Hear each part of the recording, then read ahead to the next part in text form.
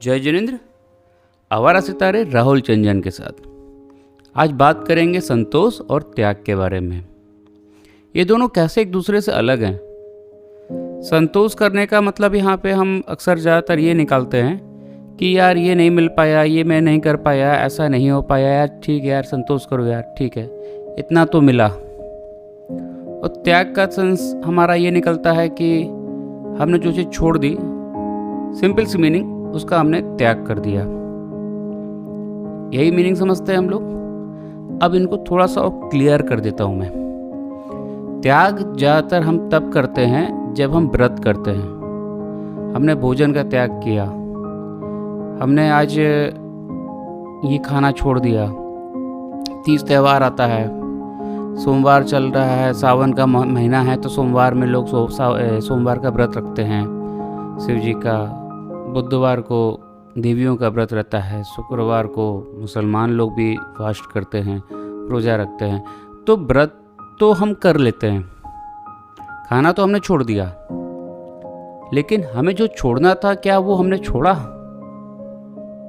अब आप सोच रहे होंगे खाना छोड़ दिया, अब क्या छोड़ना रह गया? हम सिर्फ नियम पे चलते हैं, उसके नियम के अंदर घुसने की कोशिश बिल्कुल नहीं करते, क्योंकि हमारी आदत है ना शॉर्टकट लेने की। जैसे रोज़ा में आपने देखा होगा, लोगों ने खाना छोड़ देते हैं और भूखे रहते हैं, थूक तक नहीं गुटकते, बहुत टफ होता है। पर क्या हकीकत में रोज़ा सिर्फ खाना छोड़ देना, पानी छोड़ देना यही है? सोमवार के व्रत में हम खाना छोड़ दिए, फलाहारी बस लिया हमने, सिर्फ यही है?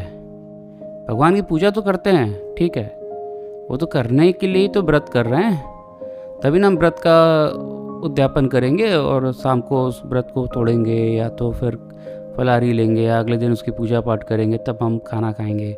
व्रत तो हम इसीलिए करते हैं। पर लेकिन व्रत हम रख किस लिए रहे हैं? वो तो रखते हैं अपने स्वार्थ के लिए। वो तो हम पहले दिन से बोलते चले आ रहे हैं, आप स्वार्थी हो और स्वार्थ के ही बारे में सोचते हो बशर्ते। लेकिन व्रत करने का कारण शुरू कैसे हुआ? है कोई जवाब सवाल मन में? व्रत करने का कारण ये हुआ कि हमें अपने जीवन में ऐसी बहुत सी चीज़ें को छोड़ना है जो हम उसमें फंसे हुए हैं। चाहे व्रत तो सोमवार का हो, चाहे बुधवार का हो, चाहे शुक्रवार का हो, चाहे शनिवार का हो, किसी भी दिन का हो, रविवार का। व्रत किसी भी दिन आप कर सकते हो, लेकिन व्रत करने का मतलब ये होता है ना हम संयम करें। व्रत का दूसरा नाम होता है संयम। और जब तक हम संयम में नहीं रहते तब तक हमारा व्रत, हमारा कोई फ़ायदा नहीं है। आप लाख सोमवार कर लो, आपके मन में कलेश नहीं गया, आपने वो दिन भर की जो वो इधर उधर की हरकतें हैं ना, इधर की बुराई उधर की बुराई, सब कुछ नहीं छोड़ा, तो आपका व्रत करने से क्या फ़ायदा? फ़ायदा है? वो तो आपने सिर्फ अपने बॉडी को मेंटेन करने के लिए व्रत कर लिया। क्या आप व्रत कर लेते हैं, थोड़ा सा वेट रिड्यूस हो जाएगा, थोड़ा सा जो ओवर सा फील होता है ना, थोड़ा सा रिलैक्स फील होगा। करते आप एग्जैक्टली इसलिए हो व्रत, बाकी और कोई नियम आपका नहीं है। आपने कोई संयम नहीं रखा कि आपने आज हम टीवी नहीं देखेंगे, आज हम मोबाइल नहीं चलाएंगे, आज हम पैदल चलेंगे, आज हम किसी से लड़ाई नहीं करेंगे, आज किसी से बुरा नहीं करेंगे और किसी बुराई नहीं करेंगे। बुराई तो पहली बात तो करनी भी नहीं चाहिए, ये सबसे बड़ा रोल है इस समय बुराई। हम सिर्फ मोबाइल लेके करते हैं बुराई। टीवी खोलते हैं तो हम कांग्रेस या मोदी की बुराई करेंगे, न्यूज़ सुनते हैं तो हम अमेरिका की बुराई कर देंगे, चाइना की बुराई कर देंगे, पाकिस्तान की बुराई कर देंगे, श्रीलंका नेपाल तक को नहीं छोड़ते। किसी न किसी कारण से हम किसी न किसी की बुराई करते रहते हैं। आज चंद्रमा में हम लोग पहुंच गए तो हमें अपनी तारीफ करनी चाहिए। फलाना देश नहीं पहुंच पाया, हम तीसरी बार पहुंच गए, तीसरा चंद्रयान हमने छोड़ दिया। यार ठीक है, हमने तीसरा चंद्रयान छोड़ दिया, बहुत अच्छी बात है, गर्व की बात है। हम आगे भी और तरक्की करेंगे, हम मंगल तक जाएंगे, हम और भी ग्रह ढूंढेंगे, और भी ग्रह में रहना, खाना पीना ढूंढेंगे, सब कुछ करेंगे। हम अपनी तारीफ़ करें ना, हम अपनी तारीफ़ नहीं करते, दूसरे की बुराई बताते हैं, क्योंकि हम बेहतर हैं कैसे मालूम होगा जब तक अगला नीचे नहीं गिर जाएगा। यार तुम भी उठो, अगले को भी उठने दो। ये होता है संतोष। समझ में आया आपको? त्याग होता है जो व्रत के साथ साथ अपने उन विचारों को भी त्यागिए जो आपको घेरे रहते हैं चारों तरफ से। और संतोष का मतलब ये होता है कि आपके साथ साथ आपके अगल बगल वाले भी ऊपर उठें और ऊपर उठें, मिल के उठेंगे, सब ऊपर उठेंगे। ये होता है संतोष। हम संतोष का मतलब ही निकालते हैं अगर हमसे कोई काम नहीं हो पाया, चलो यार ठीक, संतोष करो, इतना मिल गया। इवन हमें भगवान कहाँ भी जाना है ना, तीर्थ में जाना है, तो हमने बहुतों को देखा है, यार नहीं जाएंगे मेरा नुकसान हो जाएगा, मेरी दुकानदारी ख़राब हो जाएगी, सीज़न का टाइम चल रहा है, छोड़ के नहीं जा सकते, ऑफ सीज़न में भगवान के यहाँ चलेंगे, मंदिर जाएंगे, वैष्णो देवी जाएंगे, शिखर जी जाएंगे, तिरुपति बालाजी जाएंगे, सब जगह जाएंगे, लेकिन ऑफ सीज़न में जाएंगे, वीक सीज़न पीक सीज़न में नहीं जा सकते, दुकानदारी ख़राब हो जाएगी। यार देने वाला वही था जिसने तुम्हें मनुष्य जन्म दे दिया। कीड़े मकोड़े बन जाते तुम, जाते तुम शिखर जी, जाते तुम वैष्णो देवी, जाते तुम कहीं पे तीर्थ में, मक्का मदीना तुम जाते, कीड़े मकोड़े बन जाते तुम। कहाँ से जाते बताओ? दिया उसने और उसके सामने तुम उसको ही तौल देते हो कि अभी नहीं आ सकते हम तुम्हारे कहाँ, अभी मेरा व्यापार खराब हो जाएगा, मैं छोड़ दूंगा। अरे यार इसको भी कहते हैं एक त्याग। तुम त्यागो अपनी मोह माया को भी, निकल जाओ। अगर मन में आया है ख्याल भगवान का तो उनके पास निकल जाओ। निकल जाओगे तो जो अभी फंसा हुआ है ना उससे छूट जाओगे। हो सकता है इससे बेहतर तुम्हारे आने वाला 2 दिन के बाद हो जाएगा, पर लेकिन नहीं, तुम तो आज ही कमा लोगे सारे पैसे, सारी धन संपत्ति आज ही अर्जित कर लोगे, कल पे तो तुम करोगे ही नहीं, क्योंकि आज तुम्हारा मुकेश अंबानी संग का अपॉइंटमेंट था। मुकेश अंबानी कल तुम बन जाओगे अगर आज तुम यहाँ से नहीं जाओगे। ये तो हमारी मानसिकता और ये तो हमारी सोच है कि हम अपने स्वार्थ के लिए भगवान को भी समय देते हैं कि भगवान जब मैं खाली रहूँगा तभी आऊँगा तुम्हारे कहाँ। और कुछ धर्मों में तो भगवान के टाइम टेबल चलते हैं, आज फला दिन का भगवान का दिन है, आज फला भगवान का दिन है, आज फला भगवान का दिन है, आज इनका भगवान का दिन है। यार भगवान पूज रहे हो, टाइम टेबल नहीं। हर दिन जाओ मंदिर यार, किसी ने तुम्हें नहीं रोका है। किसी दिन भगवान मिलेंगे, जिस दिन व्यस्त दिन रहता है ना उस दिन तो बाहर से भी दर्शन कर लो। क्यों भगवान को इतना डिस्टर्बेंस कर रहे हो भाई? सब दिन जाओ, सब लोग जाओगे, भगवान भी इजी वे में सबसे मिलते हैं, हर रोज़ मिलते हैं, हर जगह मिलते हैं। आँख बंद कर लो, पहुँच गए मंदिर, बजा रहे हैं घंटा हम, ऐसे भी भगवान मिलते हैं। तो मन शांत रखो, सोच शांत रखो, आगे तरक्की मिल जाएगी। लेकिन एक सबसे ज़रूरी बात तो अब मैं उठाने जा रहा हूँ, होता क्या है, त्याग और संतोष तो अलग मैटर है। आज तो भाई भाई, भौजाई भौजाई, माँ चाची, बड़ी मम्मी, बड़े भैया, चचेरे भैया, मौसेरे भैया, किसी भी तरह के का हो, अगर तुम्हारा फ़ायदा होने वाला है तो तुम तो ये सोच के ही बैठते हो कि मेरा फ़ायदा हो जाएगा, अगर मैं ये कर लूँगा तो मैं उनकी संपत्ति को तो खा जाऊँगा।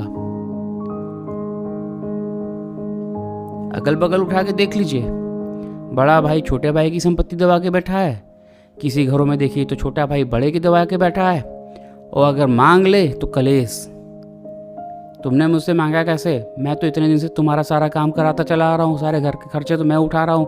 अरे यार ठीक है, तुम उठा रहे, तुम बड़े थे, जिम्मेदार थे, तुमने कर लिया तो छोड़ दो उस बात को। दो ना छोटे का हक छोटे को, दो ना बड़े का हक बड़े को। तुमने जो करा वो तो पीछे चला गया ना, अब आगे क्यों उसको रोक रहे हो?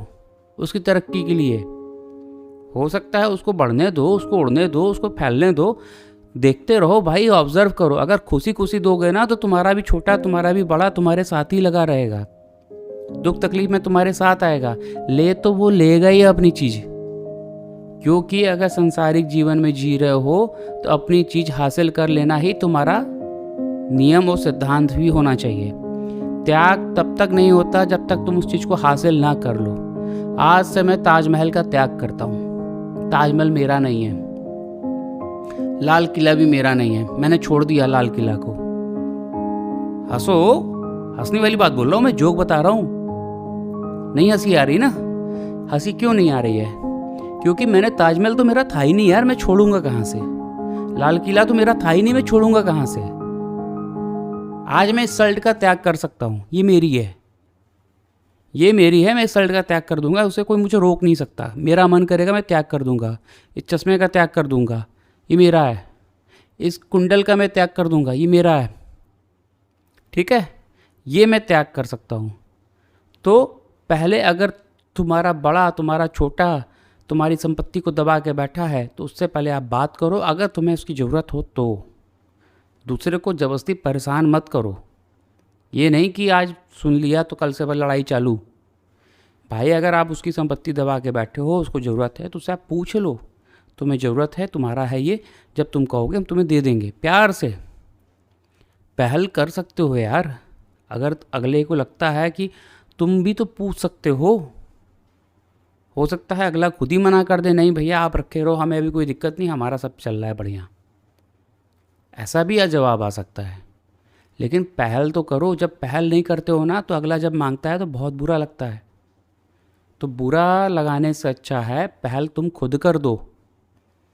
पहल कर दोगे, हो सकता है जो चीज़ तुम्हारे पास हो तुम्हारे पास ही रहे, तुम्हारा भाई और तुमको मिल जाएगा और ज़्यादा अपनेपन से। मिसाल बन जाओगे तुम उसकी नज़र में, दुनिया की नज़र में, क्योंकि तुम तो जाके बताओगे नहीं तुमने ऐसा कर दिया, तुम्हारा छोटा तुम्हारा बड़ा ही जाके पूरी दुनिया में बता देगा, कल भैया आए थे ऐसा ऐसा कह रहे थे। बताओ, उनने हमको इतना कमज़ोर समझ लिया। 4 जगह जाके वो गाएगा तुम्हारे लिए, नाम तुम्हारा होगा, करने वाला ऊपर भगवान है, नाम तुम्हारा होगा, है ना? तो नाम करा लो अपना, संतोष करो। दूसरे का चीज़ है तो उसको दे के संतोष करो। और अगर तुम्हारा खुद का है, अगर तुम त्याग करने की ताकत रखते हो तो तुम त्याग कर दो। संतोष और त्याग तभी होता है। इस बात में कोई कंफ्यूजन नहीं है। हर आदमी हर तरीके से आगे बढ़ सकता है और आगे निकलने की हर आदमी को क्षमता होती है। कोई धीमा निकलता है, कोई तेज़ निकलता है। कभी कभार बचपन में बच्चे जो हैं पढ़ते हैं जब, तो कुछ तेज़ निकलते हैं, कुछ एक बार में सीख जाते हैं, कुछ 4 बार में सीखते हैं, कुछ 10 बार में भी नहीं सीख पाते। इसका मतलब ये नहीं कि 10 बार में भी नहीं सीख पाए तो 11वीं बार में उसको छोड़ देना चाहिए। नहीं, उसको 11वीं बार पढ़ाओ। किस कारण से उसको समझ में नहीं आ रहा है, पहले वो परेशानी भी ढूंढो। अगर हम सीधे क्या कहते हैं, नहीं आ रहा समझ में, छोड़ो यार बेवकूफ़ है, इसका बुद्धि ही नहीं है। अरे यार उसका ध्यान बढ़ जाता होगा, उसको कोई दिक्कत होगी, बीमारी होगी, आँखों में तकलीफ़ होगी, कुछ तो होगा। ऐसा बेवकूफ़ बच्चा कोई नहीं होता। समय हम नहीं देते और दूसरे से बोलते हैं। तो यहीं पे संतोष करना है। कम नंबर आ रहा है तो उसका मतलब ये नहीं कि वो गधा है।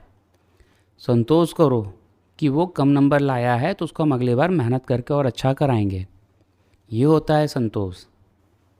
त्याग अपने गुस्से का करो।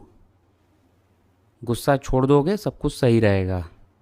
मैं भी एक टाइम पे बहुत गुस्सा आता था, चिड़चिड़ा रहता था। धीमे धीमे काम कर रहा हूँ। क्या कहता हूँ ना हमेशा, खसक खसक के। तो अब खसक रहा हूँ रोज़ अपनी गलतियों से दूर, अच्छाइयों के पास। तो साथ में चलते हैं, अच्छाइयों के पास खसक खसक के। एक चाल भागने की ज़रूरत नहीं है यार। अचानक से बदलोगे ना, दुनिया कहेगी क्या हो गया, पागल हो गए हो क्या? क्योंकि मुझसे भी अब लोग कहते हैं दाढ़ी मूछा बढ़ा लो, अब टीका एका लगा लो। क्यों? मैं ऐसे बुरा लगता हूँ? दाढ़ी मूछा लगाऊंगा तभी बोलूँगा, तब समझ में आएगा एक बात को। मैं कोई आश्रम पे बिलीव नहीं करता, कोई बाबा की ज़रूरत नहीं है। अपने आप को समझो, समझाने आया हूँ, समझ जाओ। छोटा हूँ तुमसे, लेकिन इसका मतलब ये नहीं कि हम में बुद्धि कम है। प्रैक्टिकली लाइफ है, प्रैक्टिकली जियो। पूरा जैन धर्म प्रैक्टिकल साइंस, मेडिकल साइंस में नहीं कह सकते, प्रैक्टिकल लाइफ के ऊपर बना हुआ है। एकदम प्रैक्टिकल लाइफ है। शाम को खाना खिलाता है, क्यों? सारा विज्ञान अब बोल रहा है कि शाम को खाना खाया करो। गलत चीज़ छोड़ता है, आलू प्याज लहसुन अदरक छोड़ दो, क्यों? पूरा विज्ञान अब वही चीज़ बोल रहा है। तब भैया एक ज़माने पहले बहुत चीज़ें हो चुकी हैं, उसको समझो। नॉनवेज नहीं खाते हो तो मत खाओ, एग नहीं खाते हो तो मत खाओ। ज़रूरी नहीं है किसी धर्म में नहीं लिखा है। जो फिजूल के लोग बताते हैं ना, उस पर विश्वास मत करो, खुद सोचो यार, किस धर्म में लिखा है कि जिसको पालते हो उसी को मार के खा जाओ? कहीं नहीं लिखा है।